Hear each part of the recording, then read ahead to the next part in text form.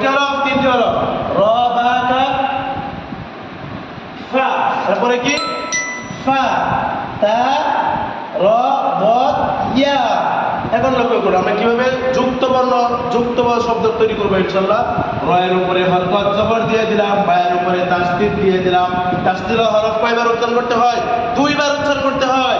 র বা জবর রব, বা জের বি রব্বি, কাফ জবর কা রব্বিকা।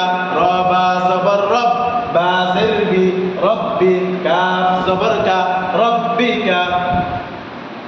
ফায়ের উপরে হরকত জবর, তায়ের উপরে হরকত জবর, র এর উপরে জজম, ফা জবর ফা, তা র জবর তার, ফাতার, মক্কার জবর দ, ফাতার দ, দ। এখানে টান হবে, কেন টান হবে? খারা জবর, খারাজের উল্টা পেশ হইলে এখানে টানিয়া পড়িতে হয়।